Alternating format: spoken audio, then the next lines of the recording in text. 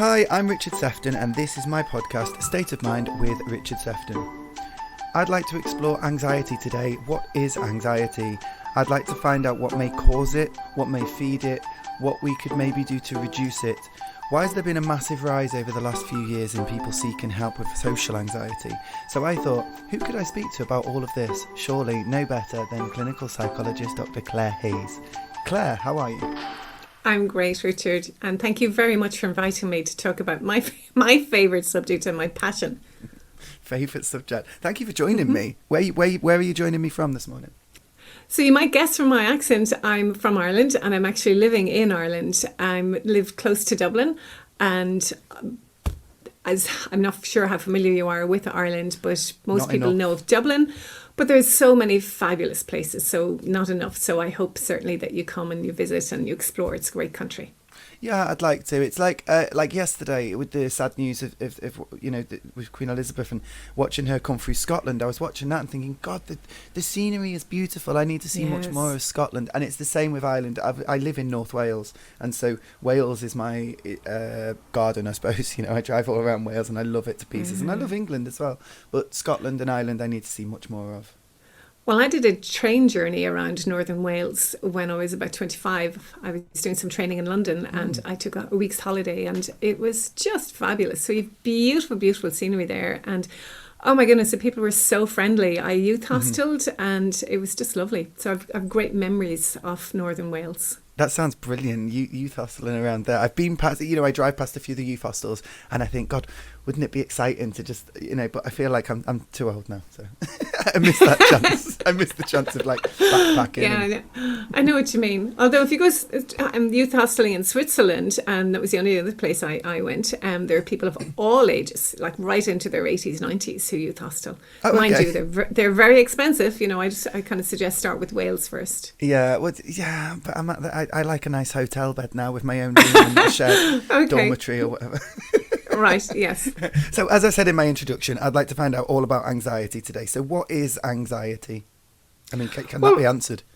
Yes, it can. And I suppose, what we've been talking about might have created anxiety for some people. They might be thinking, oh my gosh, a holiday. Wow, how am I going to get the time to do that? How am I going to get the travel tickets? How am I going to get organised? What if there's COVID? Or they might be thinking, youth hostel, oh my gosh, my kids are heading off. What if the beds are dirty? What if they don't get enough sleep? So really anxiety is a response that we all have. It's a very basic primitive response to danger and or to what we perceive to be danger. And that's the second part is the most interesting one because we're all individuals. So what you might perceive to cause you danger, Richard, would be very different or could be very different to what might cause me or someone else. So we know that we've a primitive instinct. Now I'm going to keep talking, so please feel free to cut across me at any point in time. Okay, great. So we have an inbuilt mechanism, if you like an inbuilt safety mechanism to let us know when we're in danger. And this was really important for our ancestors when they were going out to hunt bears. So if they saw a huge, massive, big bear that they thought was going to be too big and would kill them, their body immediately produced adrenaline, which gave them the excess energy to either fight the bear or to run as fast as they could to get out of there. And the difference now is our bodies still respond to external stimuli like a massive big bear or a train coming really quickly or somebody just turning and shouting at us or whatever it is that is an external threat. Our bodies respond in the same way. So our heart rate speed up, we get a sick feeling in our stomach, which is a physiological response to all of this adrenaline. But the difference is we don't run normally and we don't fight. We tend to freeze and trap all of that stuff. So we can build up and up and up. And then the other big difference is that mechanism can be triggered just as quickly by what we think. So if we're standing in London at the tube station waiting for a train to come in and we suddenly think, am I too close to the edge? What if somebody pushed against me accidentally? What if somebody was ready to harm me? And you've just heard Sonny, the dog, saying hello to somebody. Hi, so dog. if you So if you'd like me to stop and rewind, if you want to edit that No, out. not at all. And Okay, great. you could have just blamed it on me and pretended it was my dogs, because it could have easily have been my dogs. It could have probably been will yours. be within the Okay, next. well, I think he's going to be quiet from now on. But anyway, it's lovely for him to make an appearance. But Absolutely. that again is a great example, because we talked about this before we started in terms of what would happen if, and I felt very relaxed that you were okay if Sonny started to bark. You said that's okay. You have a dog too. But if you had been different, Richard, if you had been, oh gosh, Claire, that's going to completely ruin the podcast. We're going to have to start again. It's going to be... Well, then as soon as I heard Sonny bark a few moments ago, I would have felt very anxious, because I would have thought, oh my gosh, and, this isn't professional, and what if Richard is cross with me? So anxiety is a response to either real triggers of danger, external triggers, and or what we think. Okay, so Sonny barked at the right time, really, then, to prove a point. Perfect. Yes. Brilliant dog. Absolutely. Well trained. I'll give him a treat afterwards. You were saying about the primal responses and stuff. I read that if we can see, the further we can see, can help reduce anxiety because of a primal response to seeing no danger on the horizon, seeing no danger in the distance. Is there truth in that then? I suppose there would be with the... Oh, that's a lovely way of describing it. Yeah, that's really, really nice. I suppose, there's sayings, we don't know what's around the next corner. And what I'm realizing in my life as well is in people I'm privileged to work with, a lot of what causes anxiety is fear of the unknown and uncertainty and what we think might be our own inability to cope with whatever comes around the corner. So if we can see as far as the eye can see, and we can see, yes, there's no danger, well, then we might feel more relaxed. But I'm saying we might, because again, it comes back to the individual, because somebody else might not think that, because they might think, well, maybe something's going to drop from the sky, or maybe there'll suddenly be, maybe not a disaster of an earthquake, but certainly countries have had tsunamis and will have tsunamis, and we know that sometimes the calm can come before a storm. So somebody who is looking out at a beautiful beach where they can see for miles and miles and miles, I might feel relaxed in that situation, and you might, Richard, but somebody else might suddenly start to think, what if it's not like this tomorrow, and what if somebody comes and spoils it, or what if a car just zooms up? So those thoughts again may trigger anxiety. So everyone's anxiety is completely different to the next person's? I think the causes of anxiety can be very different, but I think our experiences of it can be quite similar. So we can experience it, as I said, the physiological response. So our heart racing, sick feeling in our stomach, clammy hands, sweaty. Some people want to go to the toilet. Some people aren't able. Some people might soil themselves, depending on the extent of the anxiety. And it's interesting because we have that component of anxiety, if you like, and then there's the consequences. So then immediately afterwards, if we're not familiar with what has just happened, then we might get into blaming ourselves. So if you think of a performer, whether a sports person or a musician, or... That's so funny, because I was just thinking of a performer. I was thinking of myself, because I'm also in a band. Then you said it. Okay, well then, there you go. Then so, and lots of people who have been, really top-class musicians have talked to me about this. So you know this, I'm not Richard. one of those top-class musicians. So, yeah, but going on, people have told me that they need the sense of maybe jitteriness, or the sense of, this is a big occasion, and they need that. They need the adrenaline to perform better. And then they get on and they forget about it, and they just get caught into the music and the moment. But if they've had a moment where, for whatever reason, they freeze, so we've talked about fight, flight, freeze. So with the anxiety that they forget their words, they forget what they were going to do, they forget what they're going to say, then the whole experience that they've just been through can become a really difficult trigger for the future. So the next time they're invited to do something in that location or a similar experience, whatever it is, as soon as they start to think about it, they might think, what if I mess up again? And they might have a tendency to exaggerate the consequence of what happened. I made a complete fool of myself. Nobody enjoyed what I did. I ruined it. And there's a pattern I found with people who experience anxiety. We all experience it, but people who experience it a lot, they're usually very bright. They might not consider themselves to be very bright, but in my experience, they usually are. They're usually perfectionists. They don't like making a mistake. They like to get everything right. They minimize what they do well. They worry about what they think they're not going to do well. When they're little, the main relationship's often with their mother because their dad can be away for whatever reason.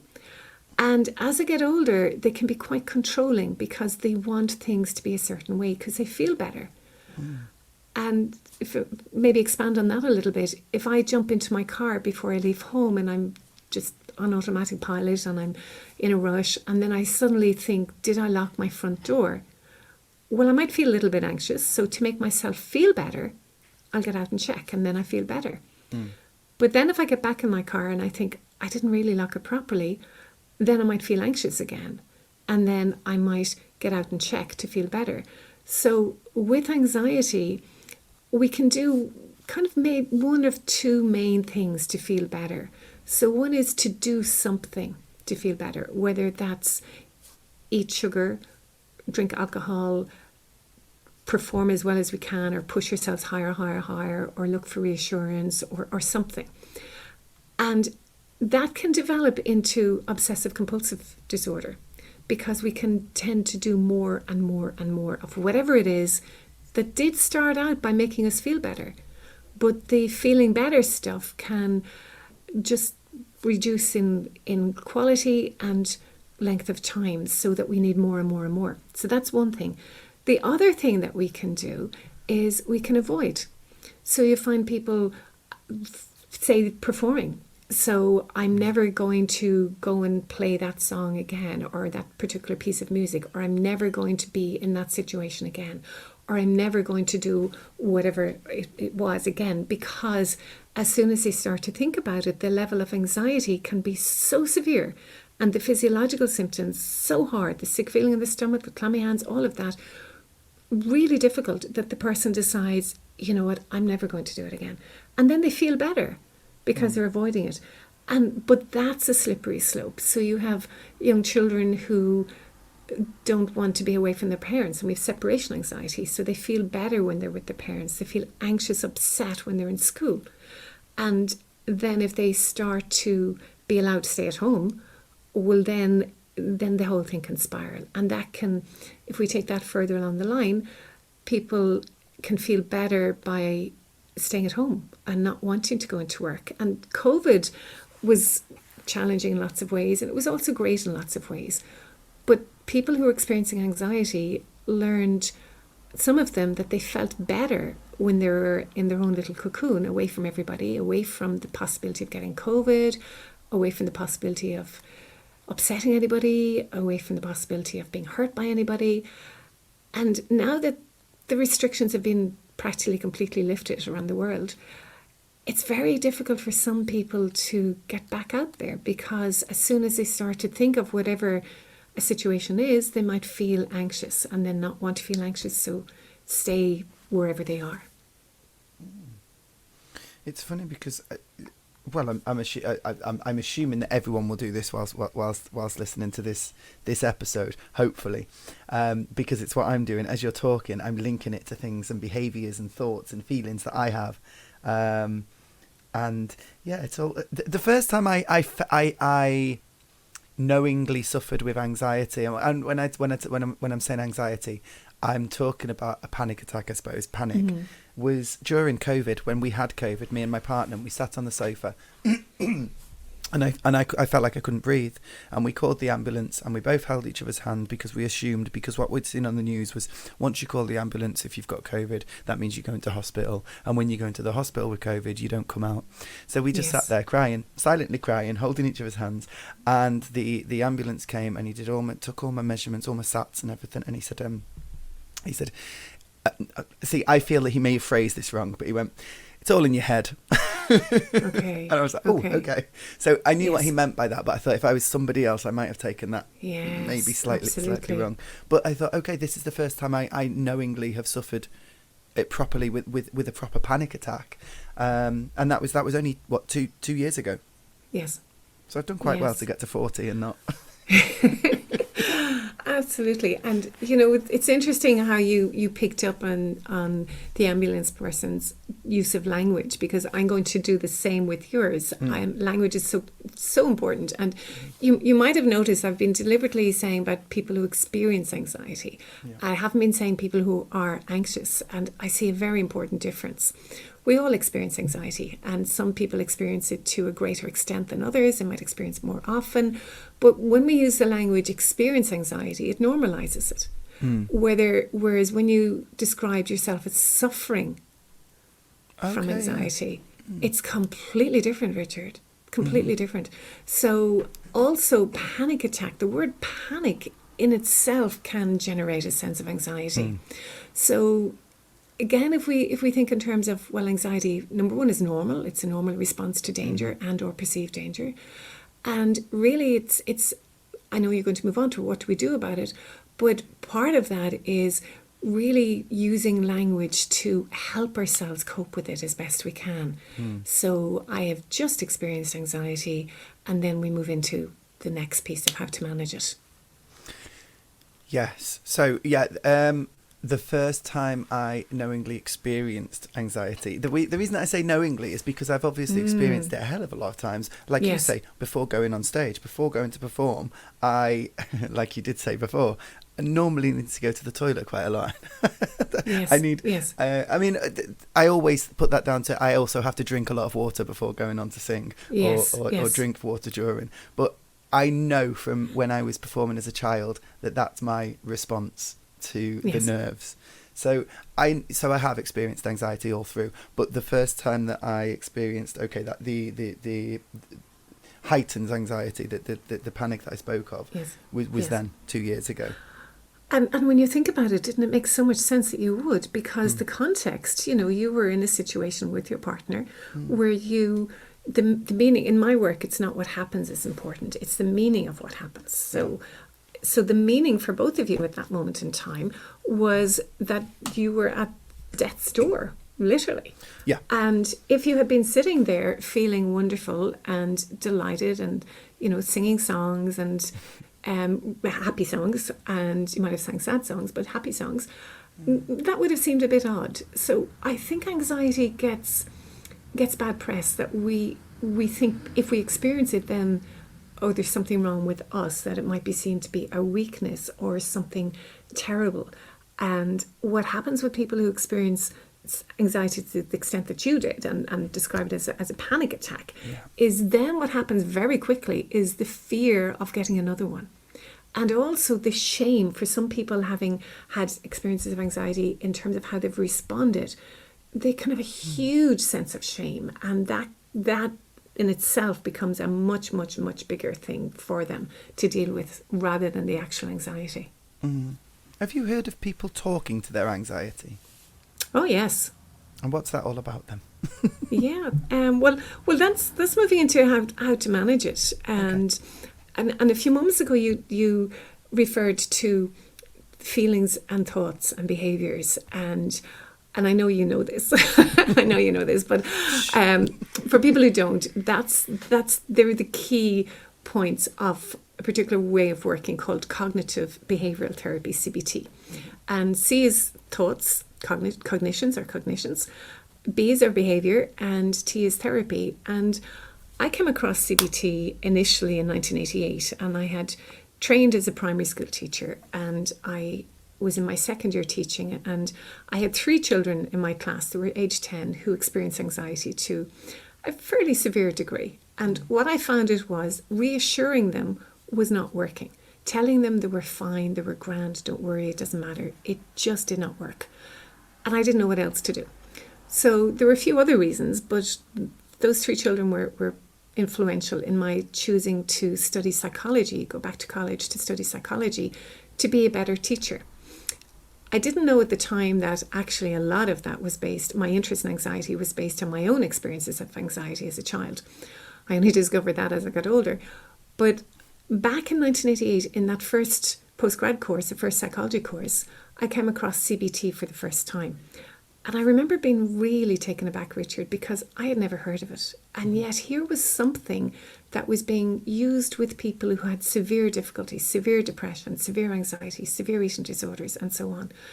And as a teacher, I thought, well, why don't we teach these basic principles to people long before they have anxiety or depression or severe anxiety or severe depression or severe eating disorders or whatever it is, as a means of either preventing the more severe difficulties or in helping them cope with it.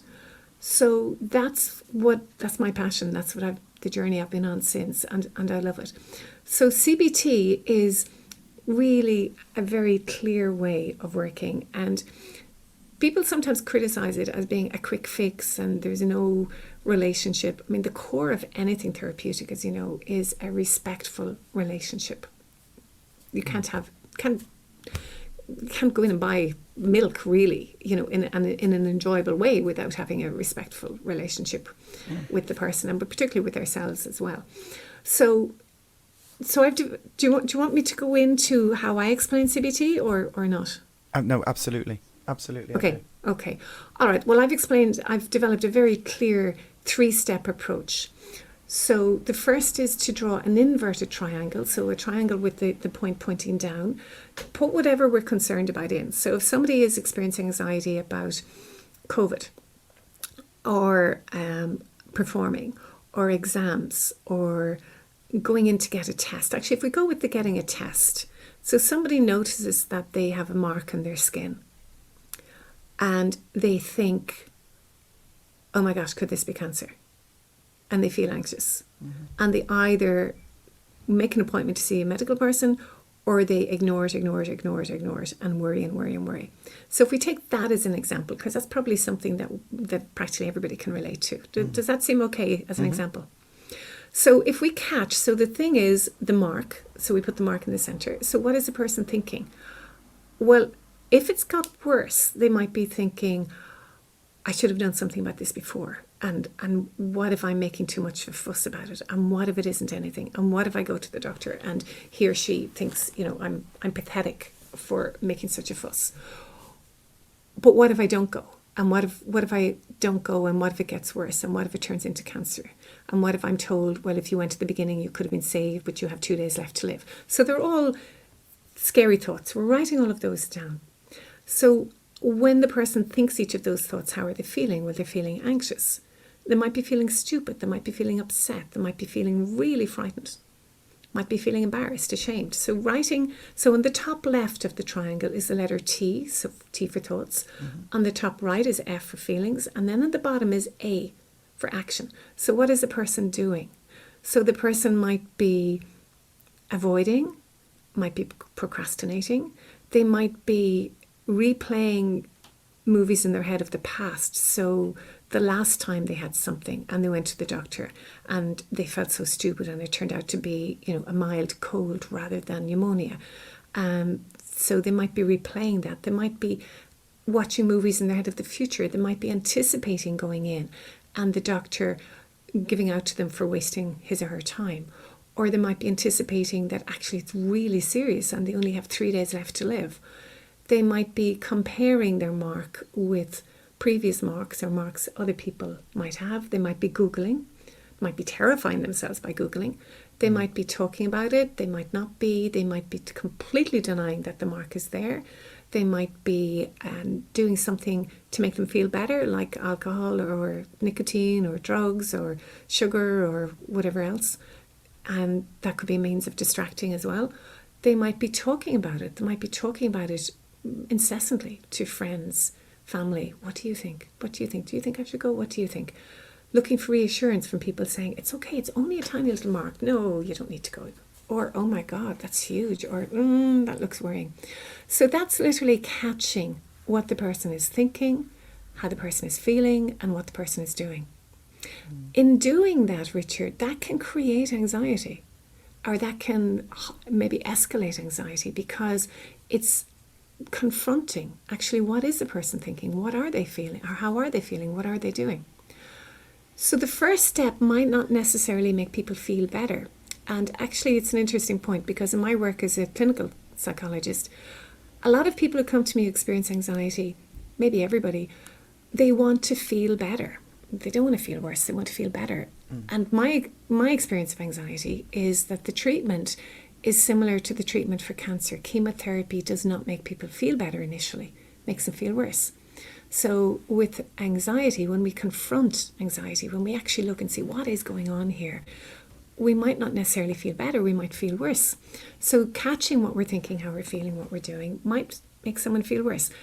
But it also might make them feel better in some ways, because it could be, oh gosh, they're my thoughts, they're my feelings, they're my actions. So separating it out. And then if there's someone who doesn't think anybody's going to be able to understand, or it's not going to make any difference, or nobody can help, they might not feel any different.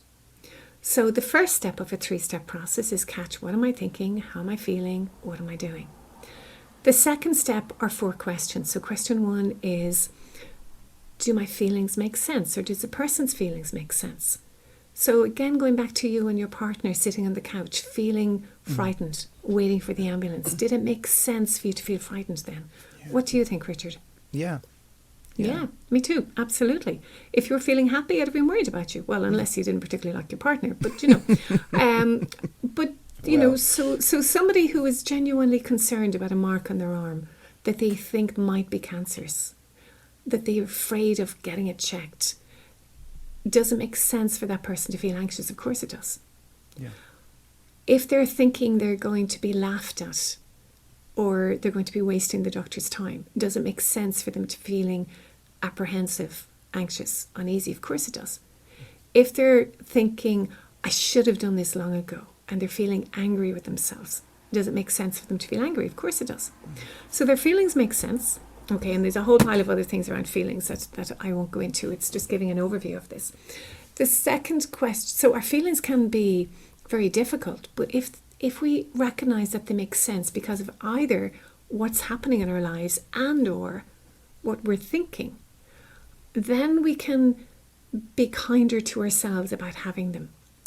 So the second question then of the 4 is, are our thoughts helpful or unhelpful? Not positive or negative. If I'm in an airplane and the door falls off, a positive thought might be, great, we're getting some fresh air in. Not helpful, in my view. So the tendency that we each have to think positively can actually backfire. So we can be focused on thinking positively, and our feelings of anxiety can continue to escalate. So literally standing back, are our thoughts helpful or unhelpful? The third question is, what do we believe? So when you were sitting on the couch with your partner, you might have believed that COVID was going to kill you. You might have really believed that. Somebody who has a mark on their arm might believe a mark on their arm means that they have cancer. Yeah. And that cancer is going to kill them immediately. They might believe that they're a nuisance, that they're not able to make a decision. They might believe that doctors have no time for people who are going in with a mark on their arm. They might believe they're going to be in the way. Or they might believe that to be very, very, very, very sick, you have to be at death's door. I don't know. So whatever they believe tends to be rooted in beliefs that they established when they were little, when they were age 3 or 4 or 5, core beliefs. And those are very basic, and they're usually beliefs around that they're not good enough, or they must never waste anyone's time, or other people are more important than them, or they just don't know anyway, they have to ask other people. And the beauty of this question, what do they believe, is just because they believe whatever they believe doesn't mean it's true.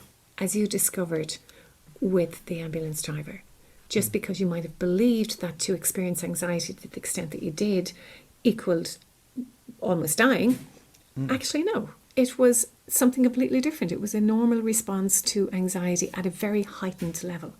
So whatever people believe doesn't mean it's true. So maybe doctors are much happier with people coming in at an early stage with a mark on their arm. Maybe having a diagnosis of cancer does not mean death in 3 days' time. And the fear of death and the anxiety around death can underlie a lot of our anxieties anyway. And so the key thing then is, what are we going to do? So action. So if you think of an inverted triangle, the arrow pointing down like an arrow. So the direction. Are our actions helpful or unhelpful? And this is what we've control over. Not our thoughts, not our feelings, not our beliefs even.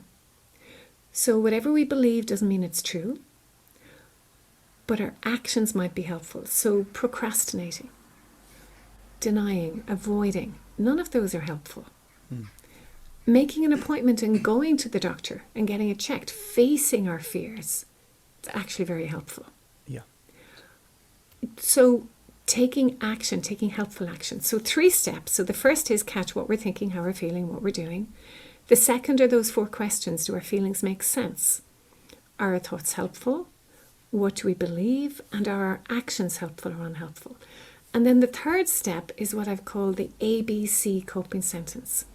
A, acknowledge, I feel anxious, I feel a bit stupid, I feel upset, I feel scared because I think I might be a nuisance to the doctor, or because I think I might have cancer, or because I think I might have a mark that could grow and grow and grow, or because I think I should have done something about this a long time ago and it's now too late. And the reason I put I think in is because, and I usually put I think in brackets, is because a lot of the time it's our own thoughts that cause us to feel anxious, but not always, or to feel upset or to feel pain. If I was beside you, Richard, and I stood on your toe, you would feel pain. Not because you thought I did, but because I did. So sometimes we can give ourselves a hard time because we think, like the ambulance driver said to you, it's in your head. And we think, well, if it's in our head, then we're stupid, then we're making it up, then it's ridiculous. But actually our own thoughts are so powerful that yes, it can be in our head, but the feelings can be so intense. So A, acknowledge, I feel upset. B, because I think this could be worse than I think it is. And then C is choose. But what do I choose to do? So I choose to breathe slowly. And there's a breathing exercise I love teaching. So if you tighten your non-dominant hand right now, so if you're right-handed, you're left and vice versa, into a fist, and now relax it. And now as you breathe in, tighten your hand really tightly. So breathing in, holding your breath, 2, 3, and then breathing out, relaxing your hand as you breathe out. Breathing in, tightening your hand as you breathe in, hold, and breathing out, relaxing your hand as you breathe out. Breathing in, tightening your hand as you breathe in, and breathing out, relaxing it. I'd like you to do that exercise 3 more times, Richard, if you would please. And this time, think a helpful thought, and I'll tell you what it is. So tighten, breathe in, think I choose to breathe slowly, hold 2, 3, and breathing out. Again, breathing in, I choose to breathe slowly, hold 2, 3, and breathing out. And once more, breathing in, I choose to breathe slowly, hold 2, 3, and breathing out. Richard, did you notice any difference from when you did the exercise the first time to the second time? I suppose the first time I was thinking, where's this going? Yes, okay. And then if you were thinking that, you might have been feeling impatient, you might have been feeling, okay. Not necessarily impatient, but I was thinking, what's to come? So I suppose or you might have been feeling curious. Yeah, absolutely. And what about the second time then, when you were thinking, I choose to breathe slowly? I felt clear. I actually feel really relaxed down one side of my body. Okay, brilliant. Brilliant. It's less of the unknown the second time. Okay, I suppose is what was going on. Okay, and I love that exercise for a few reasons. So if you pictured yourself sitting on the couch with your partner, and you're doing that breathing exercise, I choose to breathe slowly, as opposed to sitting there thinking, oh my God, what if I'm really sick? What if I don't come back? What if people see the state of my bedroom? What if I don't ever get to finish what I really wanted to do? thinking I choose to breathe slowly can actually, it does, not just it can, it actually calms me down. I choose to breathe slowly. Our brain is focused on that, and if we're thinking I choose to breathe slowly, we cannot at the same time think, oh my gosh, what if? Also, the tightening our hand gives us something to do and relaxing. So it can become the trigger. So if we're in a situation where we're feeling anxious, literally tightening our non-dominant hand. Why the non-dominant slowly. I remember coming across years and years ago something about that. If we tighten our dominant hand, it goes to the part of our brain that goes, this isn't going to work. Whereas if we do our non-dominant hand, it taps into the part of our brain that goes, oh, okay, I choose to breathe slowly, right? So I don't know, but I've always stuck with the non-dominant hand. We did inner child work during our training, and we had to use our non-dominant hand. I was wondering if it was connected. In some way. Yes, it could well be.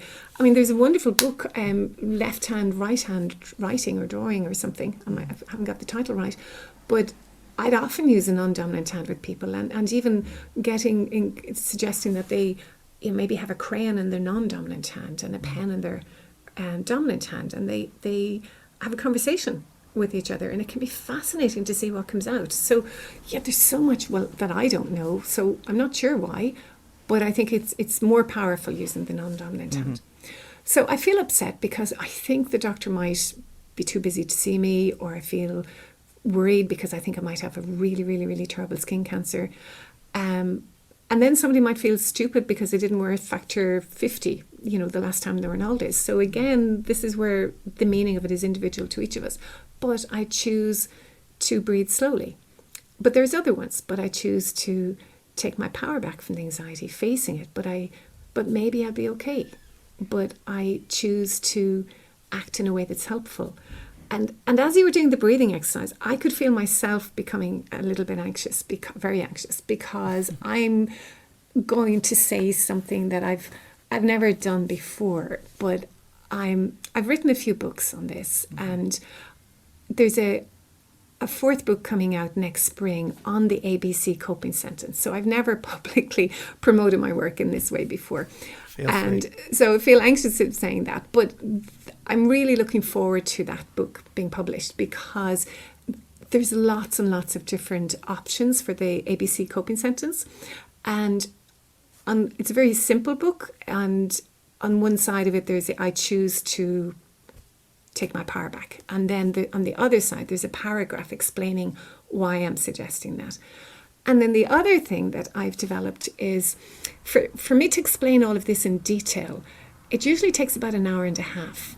So I have different stories I've developed, and about 2 years ago I thought, why don't I do a video of it? And then I do it once, and then people can look at the video, and then I don't have to worry about it again. I don't have to keep saying the same stories over and over, because I wanted them to have a freshness. I didn't want to lose my own energy and passion around it. So what was 90 minutes turned into a 2.5 hour video program. So just in the last week, that's been made available on my website for people to download for a month for €150, to give the license to whoever they want to give, the password to whoever they want to give it within those 30 days. So I'm encouraging schools, institutions, for one person or one organisation to get it, and then to pass it to their staff, to their teachers. So if one person listening to you has a group of friends and they think, well, that's too much for us right now, well, then they each contribute whatever it is, and then they get it and they share the password around among themselves or their friends. And the reason I'm saying that is, if somebody else had developed it and I come across it, I would be singing its praises. It's because I've developed it. I feel myself really anxious about it, and I didn't actually say this to you beforehand to get your permission to see, because I had no intention I was going to say this, Richard. It's absolutely fine. Absolutely. So you can delete it.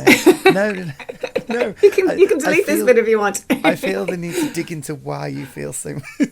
Yes, I know, and I can feel my anxiety level going wild. And it's interesting because you have just done what is lovely to get, reassurance. You're saying it's absolutely fine, Claire, and it's lovely to get it, but I don't believe it. And this is why reassurance doesn't work, because if we don't believe something, then it's not true. Oh, I meant it's absolutely fine to promote, not it's absolutely fine to feel... Oh, no, I know. No, that's what I understood, that is absolutely fine to promote. But I suppose part of maybe my makeup would be self-praise is no praise. Okay. So that phrase. So who do you think you are? You know, who do you think you are to be setting yourself up as, you know, an expert in whatever way it is? But mostly both. Who do you think you are? And the self-praise is no praise. So it's a huge thing for me to actually face my fear of maybe not so much rejection, but my anxiety around people will think I'm too big for my boots, or people will think I'm just on this podcast just to sell my own products. I'm just, you know, I'm using Richard in some way, or I'm exploiting, or, you know, so yeah, it's actually very helpful to voice that, Richard, because I know it's there. And I've never actually verbalized it because I've never actually, I mean, I've been to loads and loads of talks over the years, and people have had their books down at the back for people to sell. Yeah. My publishers have asked me to do that over the years, and I've said, absolutely no. Wow. Okay. I mean, I've noticed that you said that it was on your website, but you haven't given your website. Oh, okay. Well, there you go. So my website is the 3 W's, www.drclairehayes.ie. and drclairehayes.com, I think, as well, but .ie. And my website, yeah, it's interesting. It's like a shop window that I'm really embarrassed about. So it's in the process of being made better, and it's been in that process since the day I started it. So I'm actually getting a new website, I think, in the next few, days, weeks, months. My website man is working on it, and the delay is my embarrassment about the self-promotion piece and my anxiety, you know, and I think we all experience anxiety. Somebody else listening would be going, Claire, don't be so ridiculous, you know. Wow. But maybe from a performer point of view, you might relate to it, though, in some ways, because I've worked with incredibly talented artists, whether they're painting artists or whether they're musicians, or I suppose Eva Cassidy is probably one of the most famous, who was incredibly shy and who really did not want to have her work out there recorded. And it was only after she died that so much of her work became known. So I suppose what's pushing me to fight through my own reluctance around it is because deep down I love what I do, and it's so important, and it makes such a difference. It absolutely makes such a difference. And that I can relate to, yeah, massively. And I'm worried that there's too much of a swing in terms of people misunderstanding what it is to experience anxiety, and that too many people are labeling themselves as having mental health difficulties or issues or challenges or suffering from mental health because of what's actually a normal reaction to either stress or what we perceive as stress. And the emphasis has, I think we've got out of balance, and I've certainly worked with so many parents who are worried about their young people. They're worried that because their young people are feeling unhappy, that they're going to take their own life. And actually, Richard, if you don't mind, I know this is about anxiety, but anxiety and depression are linked. And I'd love to share with you and your listeners my understanding of the whole piece around suicide, because the fear of suicide is paralyzing and crippling some people, but it's also holding a lot of people to ransom. They're afraid to ask for someone to behave in a respectful way or an appropriate way because they don't want to upset them, because they might go and take their own life. So is that okay if I just talk about this Absolutely. for a few moments? It's absolutely okay. Okay, so if we go back to the triangle, so how I explain it, I say to people, often when I work with people, and it is often when I work with people, they might tell me when they feel however they feel. So they feel ashamed, or they feel upset, or they feel overwhelmed, or they feel anxious, that they have other thoughts in their head, like they've had enough, or they wish they weren't here, or they prefer to be dead. Those kind of thoughts. And I check out, have you had those kind of thoughts? And people might tell me yes, they have, or no, they haven't. And if they say yes, I have, I say, well, thank you for telling me. And if they say no, they haven't, I say, that's great. But, you might at some time in your life, because they're actually very common. And there's a lot of confusion about these thoughts. So some people think if they have them, they're suicidal, and they label themselves as suicidal, and they talk about feeling suicidal. And in my view, there is no such thing as feeling suicidal. They're thoughts. So people can have those thoughts. They can feel worried, upset, embarrassed, ashamed, or relieved. The people who feel relieved are the people I worry about. But most people in my experience who have had thoughts like that really do genuinely feel so scared.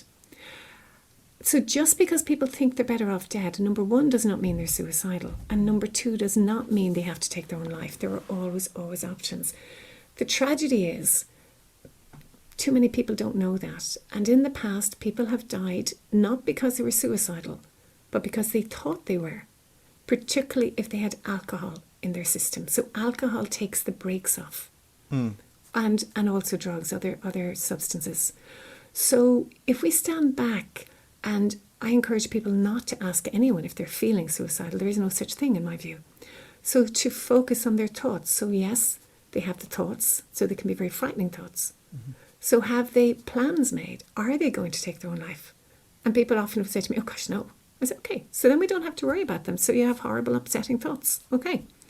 But what's happening is that people are so scared of those thoughts and scared of other people having them and scared of other people feeling unhappy, that the focus is we all have to feel brilliant. So if we're feeling anxious or down or upset or angry, well, we shouldn't feel like that. So if we come back to, does it make sense? Yes, it does. We're human. We're normal. We make mistakes. We feel stupid. We say things we didn't mean to say. We feel embarrassed, upset. We start thinking about what could be scary in the future, and we think we're not going to be able to cope, and we feel anxious. So our feelings are normal. That's part of being human. Our heads can just race and really, really scare us. We can believe core beliefs around ourselves not being good enough. It's not okay to look after ourselves in whatever way, or it's better to, I don't know, play small. Marianne Williamson has a wonderful quotation, a lovely piece around that about we're not doing anyone any favours by playing small. So I suppose this is part of my challenge in my life, standing and owning my experience, my qualifications, my passion in a visible way to help other people, and managing my own anxieties around, oh, but what if they think whatever they think? You know what? I hope your listeners will be kind, and if they have thoughts like that, that's okay. I hopefully won't know anyway. But if I do, the book I'm using with lots of people, and it's actually very helpful for me in this moment. I feel a bit apprehensive, a bit anxious, because I really am talking about things that are very personal to me. But I choose to be kind to myself, but I choose to remember I am more than this. I'm more than my own opinions of myself. I'm more than other people's opinions. And actually the one that really is resonating right now, but my work is more important right now than however I feel. And that is so true. Wow. Gosh, Richard, I really want to thank you for giving me the opportunity to just go through all of that. That's really, really helpful for me personally, and I hope for your listeners. Yeah, me too. You mentioned, I mean, it's beautiful, and you asked if you could, talk about these things. Absolutely, I feel blessed to be sat here listening to your expertise. One thing that you've mentioned a couple of times is like sugar and alcohol and things like that. What sort of, I don't know, modern day, not that they're modern day, but what sort of things can heighten or lessen anxiety and or depression? The alcohol, you see, if we think of what makes us feel better, what gives us an instant hit of feeling better. So sugar does, it certainly does for me. Alcohol does for some other people, drugs does for some people.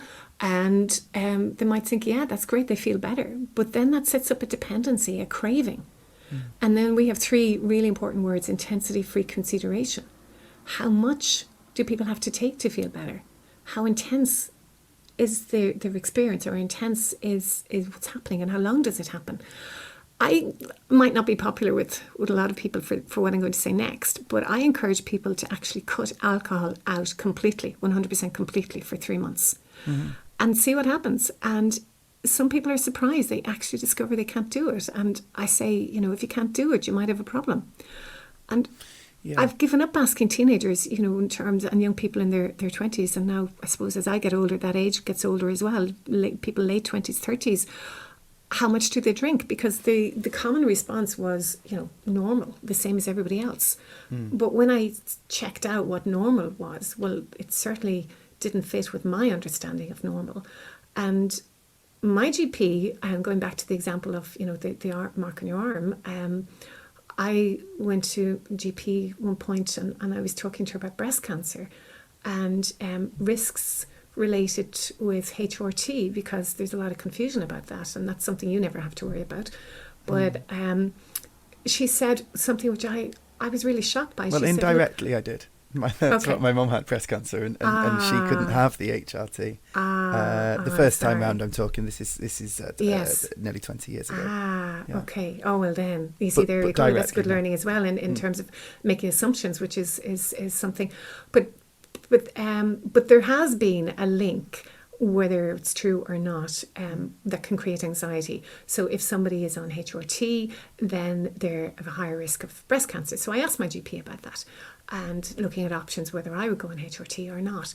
And she said, well, actually, women who drink 2 glasses of wine a week are at a higher risk of breast cancer than women who are on HRT. Now, I'm quoting her, so I don't have the science to back that up, but that's what my GP told me, and I was really shocked by that.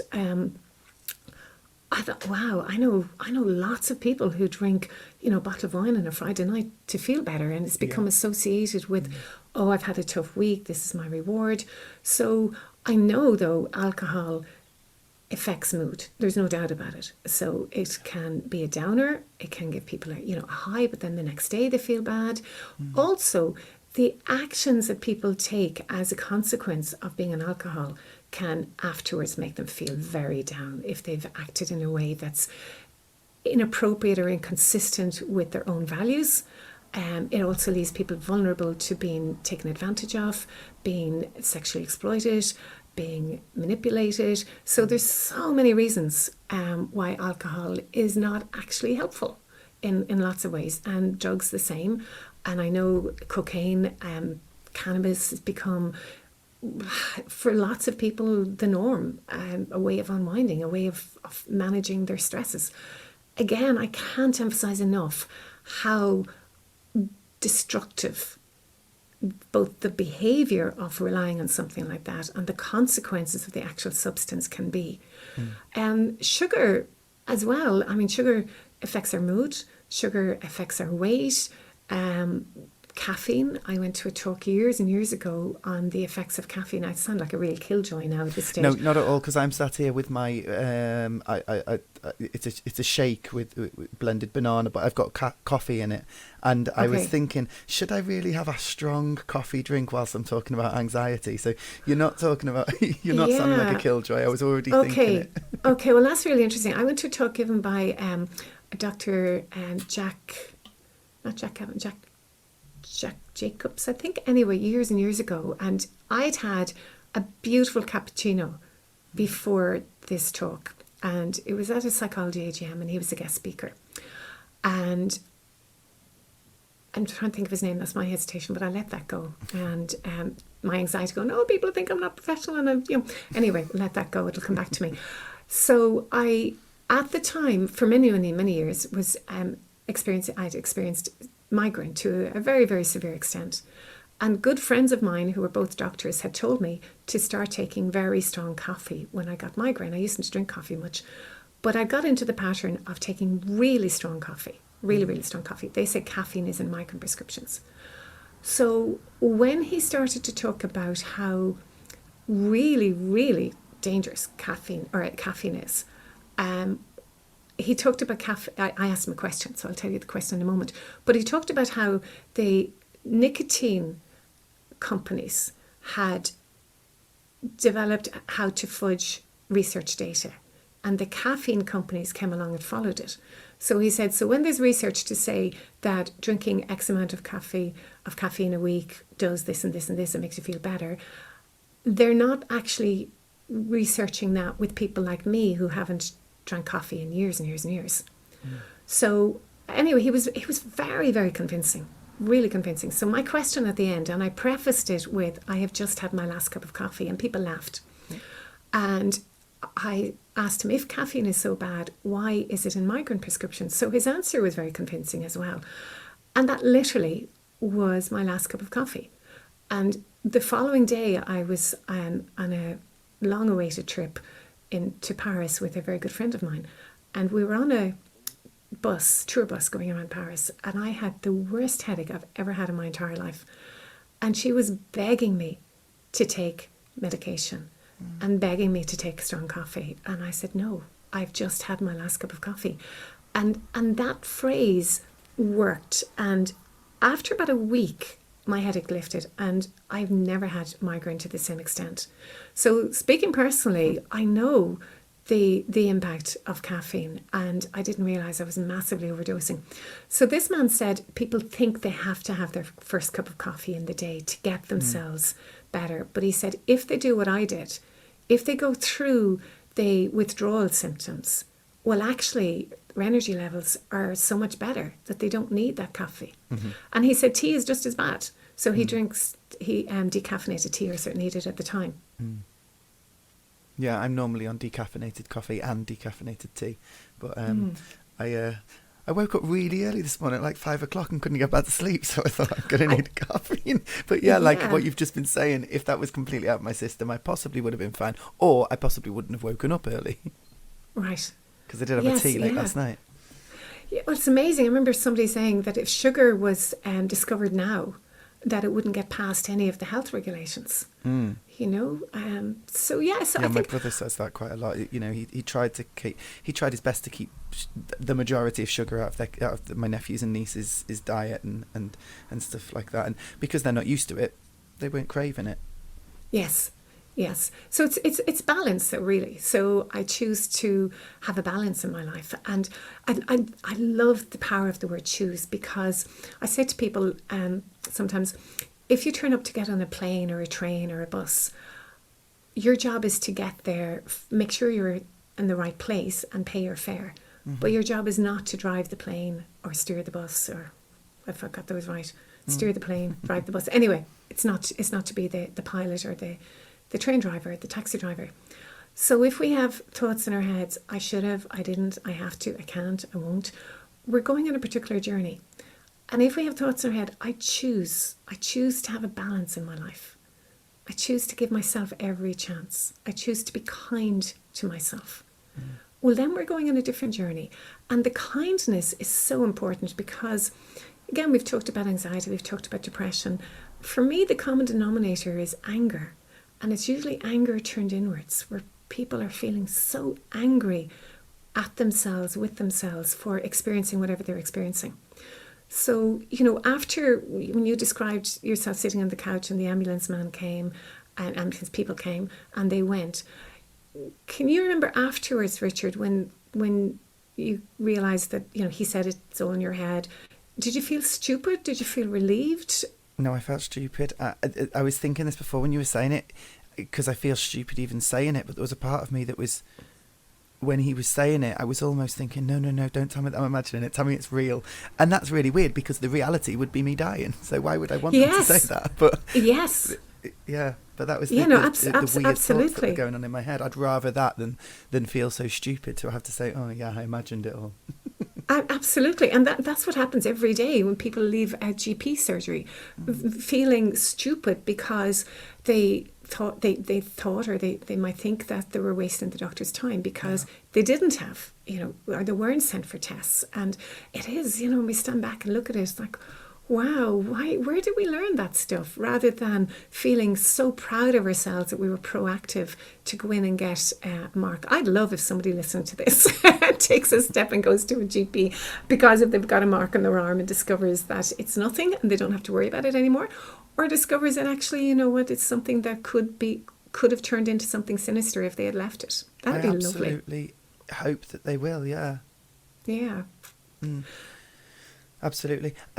You were saying about the you sounding like a killjoy when you were talking about the caffeine, and you just talked about the alcohol. I find it's because I don't really drink alcohol, maybe once a year or something. If somebody gives me a glass, and I find that people make assumptions. So I'm either, like you say, a killjoy or boring, or Yes. I have a problem, a past problem, or you know, I'm Yes. a recovering alcoholic. Or people make Yes. these assumptions, and I spoke to Janie Lee Grace from Radio 2 on a previous episode, and she started up something called the Sober Club, and she says this similar thing. It wasn't like she was in inverted commas an alcoholic. She just realised that she was saying phrases like, "Oh, it's wine o'clock," and "It's Friday, so I must have a bottle of wine," and stuff like that. Yes. And then realised, hang on a minute, I don't need that. And then when she realised how much her life changed afterwards. So Yes. people are, you know, we can choose not to drink alcohol without it being, but then there would be these Absolutely. assumptions around, and it sometimes can, I feel, put people off, make people reach for that glass and go, "Oh, go on, then I'll have a glass." Absolutely, the expectations, you know, and you know, I'm Irish, and the cultural piece about the drunken Irish person, and oh, you must drink, and I don't drink, and like you, maybe the odd glass of wine and at Christmas, but I've even stopped doing that because I just hear myself say so often about, you know, encouraging people not to drink alcohol that I just don't see any benefits to it anymore. And I drink hot water, and I much prefer, if I'm going out for a meal, to have a glass of hot water beside me. But That sounds lovely, actually. I really like it. It's sometimes if I'm in a coffee shop and I'm having hot water, you know, I kind of feel obliged to go and buy a cake or something as well. And so that I'm not, you know, seen as the other way, but oh, you're so mean. But often there's the expectation that people drink. I remember going on a sailing trip a number of years ago, a fabulous budget holiday around the Greek islands, and I was a student and there was nobody there, and I thought, oh gosh, I wonder if I've been had, or, you know, is there actually such a thing? And he said, oh, he was on his way, he was in the shop buying alcohol for me. And I said, no, you don't need to do that, it's okay. And he came with crates of beer. And he said, but you're Irish. And I said, yes, but I don't drink alcohol. I've never had that, and not going to have it now. Thank you. Wow. So I'm confident in saying that I didn't have to please him. You know, that, oh, he'd spent all this money and he got it. And, you know, if I had a drink, he'd have a drink, and then he'd feel better. I'd feel better because he felt good. And, you know, thankfully, I've never bought into that, and my parents are wonderful. And when I was younger, when I was a teenager, I was allowed to take the car. So I was a chauffeur for my friends going off to discos. So it was just accepted that I didn't drink, and that was great. Sounds very close I see to me. now so I see now the pressure, though, that you know, young people in their late teens, 20s, when I'm suggesting to them that they give up alcohol or they don't drink it for 3 months, I can see the panic in their eyes that no, because then they're not going to fit in, because then other people would think they're this and this and this and this, and they're, you know, and as you said, that they have a problem, or they're going to be boring, and one of the truths for people who have a drinking problem, who are alcoholics, who, when they have treatment and they come out and they're no longer drinking, is the reality is it's important for them to change their friends, or to certainly get new friends who don't drink, or go to places that aren't pub related, because the pressure can be really difficult. So yeah, I think that's a conversation that we need to have more, and more people need to have. Yeah, I agree. Yeah, but it sounds very similar to, I mean, what you were saying about driving your friends around and stuff, and that shock. Oh, what? Give up alcohol? Yeah, I can see that in my friends' faces and people's faces when I say, oh no, I haven't drunk since I haven't drunk properly since September 2016. Yes. And the shock on people's faces, and like you say, if you suggest anything to them, oh, you know, why don't you not do it for, is it dry January that people do or something like that, and they all jokes that probably born out of things like anxiety or the you know, the unknown around it, it's just like this most almost impossible thing. We can't give up alcohol for a month, and it's you could try. Well, I turned that around. In my head I was going, well, the reason can be a fear of other people's reactions and anxiety around it, and I turned that around into terms of, well, what would it be like for you to see yourself taking your own power back and not needing to be part of the gang, not needing to have that substance to make you feel better, not needing it, not needing to so then you can see somebody going, oh gosh, I can be my own person. I don't have to, just because the rest of them do it, I don't have to. So they start to feel better by saying no, as opposed to feeling deprived and, ridiculous or less than, or whatever might have been going on for them beforehand. But it's great to hear you say that, Richard. It really is. Do you know what? This has been one of the most interesting, if not the most interesting episode of the podcasts that I've done. I don't know if that's a selfish reason, because I've learned so much and I feel really privileged to be sat here listening. But either way, it's just been it's been amazing, and I want to thank you again for joining me. But I'm aware that you've got breakfast to go to. It's okay. Yes. Now my sister's calling for a late breakfast. So yes, it's not that I've just got up. And I did notice, I was in awe about it. And the email you sent me earlier, I thought, what time did he get up at? And I had this image of, you haven't gone off for a 5-mile walk and meditating and, Normally, but today I was too tired to do either of those. I was considering going to the gym. When I got up at 5:30, I thought, I could go to the gym. But then I thought, I didn't go to bed until gone 12. I don't have the energy. Okay. I'm going to take it easy and go easy on myself, because we can punish ourselves for so much in this modern day life. Oh, absolutely. And, back to basics. Sleep is so important. Getting a balance. Sleep, exercise, diet. They're the three things. And fun. Having some fun. Richard, I want to thank you for inviting me to do this. I've really enjoyed it. And it's been very, very beneficial for me personally. And I really hope it is for the people who who will be listening to it. Me too. So in Irish, we say, I know do you speak Welsh? A little bit, very small amount. A little bit? Okay. Well, in Ireland, we all learn, learning the Irish language is compulsory in schools, so that might be a surprise to some of your listeners. No, it is in Wales, but I was raised just over the border in England. So. But the Welsh people, I think, are more open. More people are more proud of speaking their native language. It's certainly increasing in Ireland. I'm very proud of our language. So in Ireland, we say, there's a phrase, Gur míle maith. And so that's 1,000 thanks to you. And then to your listeners who've been listening, Gur míle maith. So 1,000 thanks to them. That's and beautiful. I wish you the very best with your podcast and with your own work and with your own life, Richard. And I hope our paths cross again. I've really enjoyed I was just thinking that. Meeting with you. Yeah, it's been absolutely, it's been stunning listening to your accent and your voice, and I could listen to you forever.